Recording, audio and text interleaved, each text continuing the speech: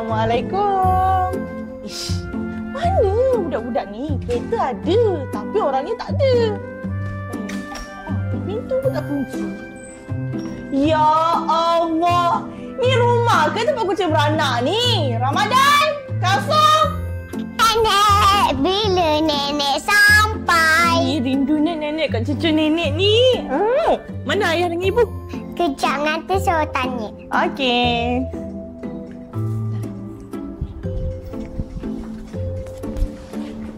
Hei, bersepah rumah.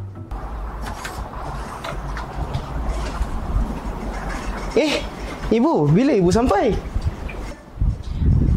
Aku baru je sampai. Hei, takkan nak datang rumah anak sendiri pun nak kena call dulu. Bukan macam tu ibu. Habis kalau ibu datang rumah Adan dengan Sum tak ada kat rumah, macam mana? Aku ni rindukan cucu aku. Kasum mana Kasum? Aku tengok rumah tu kan pecah ni ha. Tak nak kemas ke dengan baju, dengan mainan si Sofia?